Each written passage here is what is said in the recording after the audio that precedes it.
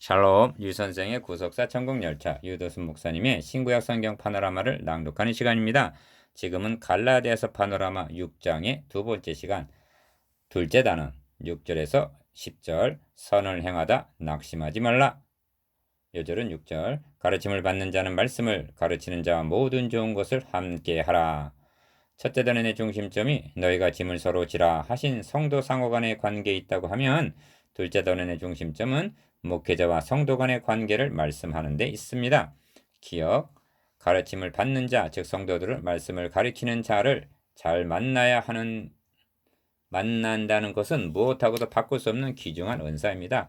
주님은 기억, 위로 올라가실 때 승천 때에 선물을 주셨다고 말씀하고 있는데, 그가 혹은 사도로 혹은 선지자로 혹은 복음 전하는 자로 혹은 목사와 교사로 주셨다고 말씀합니다. 에베소서 4장 8절 11절 니은 목회자란 머리 되시는 주님께서 교회들에게 주신 최고의 선물임을 명심해야만 합니다. 그러므로 모든 좋은 것을 함께 하라 하십니다. 목회 서신에서는 잘 다스리는 장로들을 배나 존경할 자로 알되 말씀과 가르침에 수고하는 이들을 더할 것이니라 합니다. 디모데전서 5장 17절 기억, 모든 좋은 것을 함께 하라는 의미는 말씀 전하는데 전념할 수 있도록 재정적인 뒷받침하라는 것이 첫째 의미일 것입니다. 그러나 목회자가 성도들에게 기대하는 바는 물질만은 아닌 것입니다. 말씀 그대로 모든 좋은 것입니다. 이렇게 권면하고 있는 바울은 니은 너희도 우리를 위하여 간구함으로 도우라 하고 부탁을 하고 있습니다. 고린도 후서 1장 11절 목회자를 위하여 간구함으로 돕는다는 것은 제일 좋은 것을 함께 하는 일입니다. 3. 또한 기억, 내가 자네에게 말하듯 하노니 보답하는 양으로 너희도 마음을 넓히라. 고린도 후서 6장 13절 마음으로 우리를 영접하라 하고 고린도 후서 7장 2절 호소하고 있습니다. 가르침을 받는 자가 말씀을 가르치는 자에게 마음을 활짝 열고 마음으로 영접한다는 것은 가장 귀중한 것을 드리는 일입니다.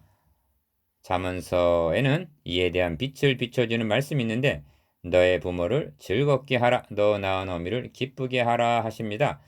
어떻게 하는 것이 부모를 기쁘게 해드리는 것인가? 내 아들아, 너의 마음을 내게 주며 하십니다. 잠언 23장 25절에서 26절 사람의 마음이란 무엇보다도 좋은 것이며 이는 아무에게나 줄 수 있는 것도 아닙니다. 그러므로 성도들이 목회자에게 마음을 준다는 것은 물질을 주는 것보다도 더 큰 위로와 격려가 되는 것입니다. 바울이 갈라디아 형제들에게 니은 오직 나를 하나님의 천사와 같이 또는 그리스도 예수와 같이 영접하고 할 수만 있었다면 너희의 눈이라도 빼어 나를 주었으리라 하고 말씀하는 것을 보면 4장 14절에서 15절 은혜 가운데 있을 때는 이와 같이 한 것을 알 수가 있습니다. 4. 말씀을 맡았다는 것은 이처럼 영광스러운 직분입니다. 그런데 명심해야 할 점은 여기에 상응하는 책임이 따른다는 점입니다. 5장 10절에서는 기어 그러나 너희를 요동케 하는 자는 누구든지 심판을 받으리라 합니다. 1장 8절에서는 니은 저주를 받을지어다 합니다. 야고보서 3장 1절에서는 선생된 우리가 더 큰 심판을 받는다 하고 말씀합니다. 그것은 영혼의 죽고 사는 문제가 말씀에 달려있기 때문입니다. 그러므로 바울의 목회 비전은 디귿 우리 주 예수의 날에 너희가 우리의 자랑이 되고 우리가 너희 자랑이 되는 것이라고 말씀합니다. 고린도 후서 1장 14절 데살로니가 교회 보낸 편지에서도 우리의 소망이나 기쁨이나 자랑의 면류관이 무엇이냐? 그의 강림하실 때 우리 주 예수 앞에 너희가 아니냐? 너희는 우리의 영광이요 기쁨이니라 하고 말씀합니다. 데살로니가전서 2장 19절에서 20절 복음으로써 낳은 자녀들을 유모가 자기 자녀를 기름과 같이 아비가 자기 자녀에게 하듯 권면하여 데살로니가전서 2장 7절 11절 주 예수의 날에 세움받게 하는 것보다 더 큰 가치가 있는 일이 무엇이 있겠습니까? 그날의 성도들이 목사님의 손을 붙잡고 우리에게 오늘이 있도록 양육하여 주신 목사님이 자랑스럽습니다 하는 말을 듣게 되기를 소망하면서 목회를 하고 있다는 말씀입니다.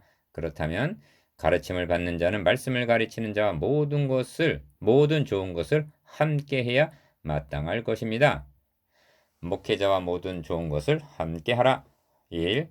그런데 바울은 이 말씀에 뒤이어 스스로 속이지 말라. 하나님은 만월의 여김을 받지 아니하시나니 하고 말씀하고 있습니다. 7절 상반절. 이를 다른 번역들에서는 자신을 속이지 마십시오. 하나님은 조롱을 당하지 않으십니다. 잘못 생각하지 마십시오. 하나님은 조롱을 받으실 분이 아니십니다. 하고 번역하고 있습니다.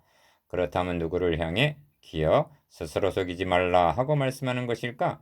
또한 어떻게 하는 것이 스스로 속이는 것인가? 이 말씀은 계속되는 니은 사람이 무엇으로 심든지 그대로 거두리라는 7절 하반절 말씀과 결부되어 있습니다. 그렇다면 무엇으로 심든지 그대로 거두리라는 법칙을 무시하는 삶을 살아가는 것이 스스로 속이는 것이요, 무엇으로 심든지 그대로 거두게 된다는 진리를 비웃는 것이 하나님을 만홀히 여기는 것이란 말씀인 것입니다. 이 문제는 이 말씀을 누구를 향해서 한 말씀인가에 있습니다. 심은 대로 거둔다는 말씀은 보편적인 법칙이요 진리입니다. 그러므로 모든 갈라디아 형제들에게 하시는 말씀이요 모든 성도들이 명심히 할 말씀임이 분명합니다. 그런 중에서도 기어 말씀을 가르치는 자가 심각하게 받아야 할 말씀인 것입니다. 왜냐하면 첫째로 설교란 씨를 뿌리는 일이요 무엇을 뿌리느냐에 따라 거두게 되는 결과가 영생과 멸망으로 나타나게 되는 엄청난 책임이 수반하기 때문입니다. 구약시대의 많은 거짓 선지자들이 스스로 속이고 하나님을 만홀히 여기며 잘못 뿌렸기 때문에 멸망을 거두게 되었고, 주님 당시도 그러했음을 생각한다면 이는 설교자들이 심각하게 받아야 할 말씀인 것입니다. 또한 문맥적으로 볼 때 그러합니다. 이 말씀 앞에서는 말씀을 가리키는 자와 모든 좋은 것을 함께하라 말씀하고 있고, 뒤이어는 우리가 선을 행하되 낙심하지 말지니 피곤하지 아니하면 때가 이름에 거두리라 하신 9절 말씀 사역과 결부된 문맥이기 때문입니다. 니은 설교란 다름이 아닌 씨를 뿌리는 사역입니다. 무엇이든지 심든지 그대로 거두게 될 것을 진정 믿기만 한다면, 그리고 스스로 속이지만 않는다면, 그리하여 하나님은 조롱을 당하시거나 속이시거나 하실 분으로 잘못 생각하지만 않는다면, 그래서 심은 대로 거두게 되는 심판이 있을 것을 분명히 믿기만 한다면 말씀을 얼마나 두렵고 떨림으로 전하게 될 것인가? 바울은 이를 알았기에 우리는 수단 사람과 같이 하나님의 말씀을 혼잡하게 하지 않냐고 곧 순전함으로 하나님께 받은 것 같이 하나님 앞에서와 그리스도 안에서 말하노라 하고 말씀했을 것입니다. 고린도후서 2장 17절. 3.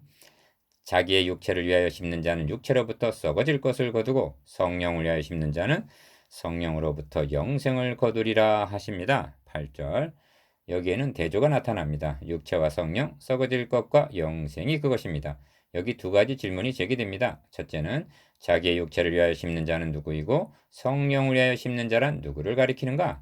둘째는 그렇다면 어떻게 하는 것이 육체를 위하여 심는 것이고 성령을 위해서 심는 것인가 하는 점입니다. 기억, 자기 육체를 위하여 심는 자란 5장 19절에서 말씀한 육체의 일을 생활 원리로 삼고 살아가는 불신자를 의징에 두고 한 말씀으로 볼 수가 있습니다. 왜냐하면 니은 하나님의 나라를 위협으로 받지 못할 것이요 5장 21절 썩어질 것을 거두리라고 8절 말씀하고 있기 때문입니다.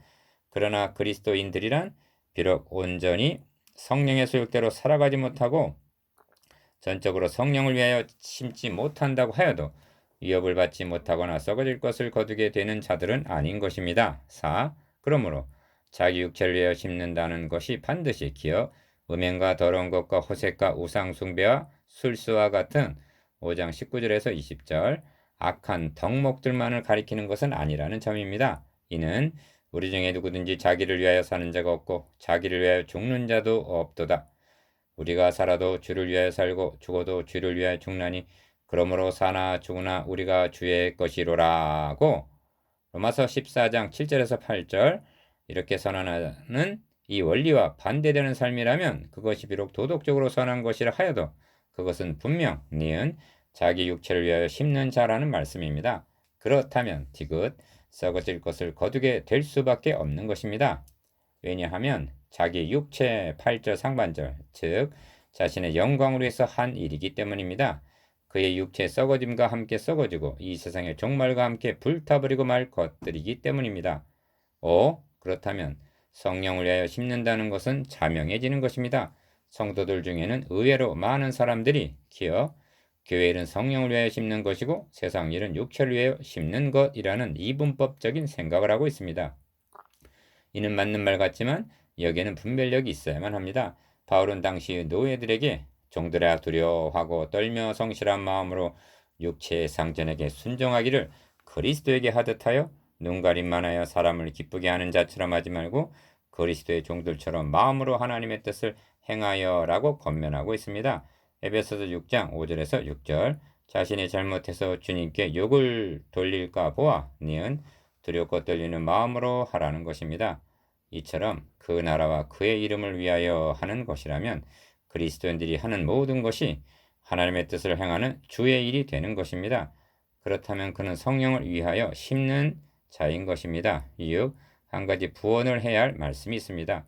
불신자들이란 육에 속한 자며 성령은 없는 자입니다.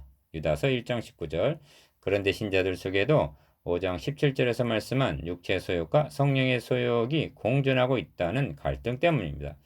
만일 육체의 소욕을 제어하기 위해서 쳐서 복종시키려는 훈련을 게을리 한다면 그것은 육체의 소욕에다가 영향을 공급해 주듯이 하는 육체를 위하여 심는 결과가 됨을 명심해야만 한다는 점입니다. 7.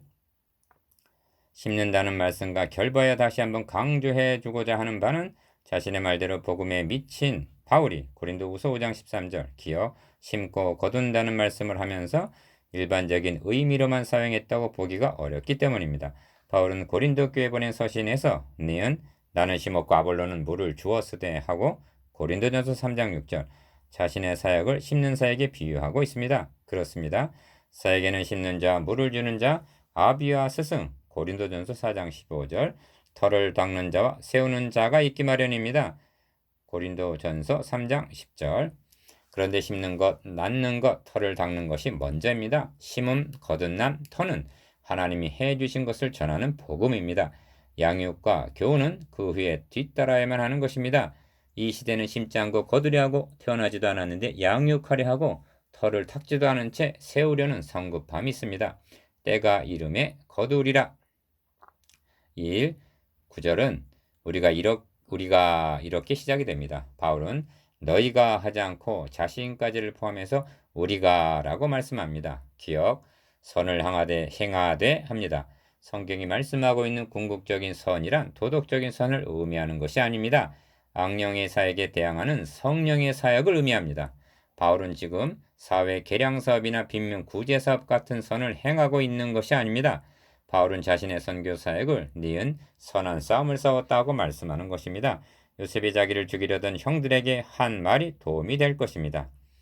당신들은 나를 해하려 하였으나 하나님은 그것을 선으로 바꾸사 오늘과 같이 만민의 생명을 구원하게 하시려 하셨나니라고 말했습니다. 창세기 50장 20절 그렇습니다. 사탄은 인류를 해하려 하였으나 하나님은 그것을 선으로 바꾸사 만민의 생명을 구원하게 하셨습니다. 그러므로 성경적인 선이란 그 나라와 그의 의를 위한 헌신을 의미합니다. 이 낙심하지 말지니 피곤하지 아니하면 때가 이름에 거두리라 하고 격려를 합니다. 9절 이 말씀은 복음 전도자들에게 위로와 동시에 경계가 되는 말씀입니다.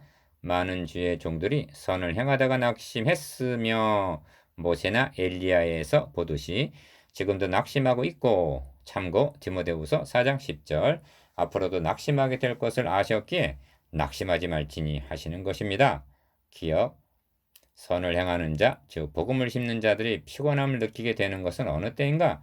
열심히 뿌리 놓으라 했지만 거둠이 빈약할 때입니다.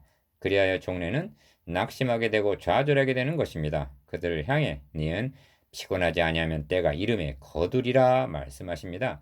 피곤하지 아니하면 이라는 말씀은 다른 번역에서 보는 바대로 포기하지 아니하면 이라는 뜻입니다. 군사적인 용어로 말한다면 후퇴하지 않는다면 이라는 말씀입니다. 그러므로 성경은 너희 담대함을 버리지 말라 이것이 큰 상을 얻느니라 뒤로 물러가면 내 마음이 저를 기뻐하지 아니하니라 하고 말씀하시는 것입니다.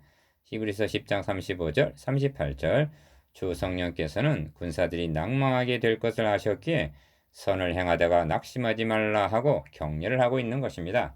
디귿 그럼에도 불구하고 낙심한다는 것은 결국 사람이 무엇으로 심든지 그대로 거두리라는 하나님의 불변 법칙을 믿지 못하는 불신앙이라고 밖에는 달리는 변명의 여지가 없는 것입니다. 말하자면 그 전도자는 스스로 속이고 있는 셈이요, 심하게 말하면 하나님을 마흔으로 여기고 있는 셈이라는 말씀입니다. 3. 그러므로 우리는 기회 있는 대로 모든 이에게 착한 일을 하되 더욱 믿음의 가정들에게 할지니라 하십니다. 10절. 바울은 다시 교회 공동체를 향해 권면을 하므로 이 단원을 마치고 있습니다. 만일 10절을 말씀하지 않았다면 심은 대로 거두리라는 진리가 일반 성도들하고는 무관한 것처럼 될 뻔했습니다. 바울의 논리는 언제나 용이 주도합니다.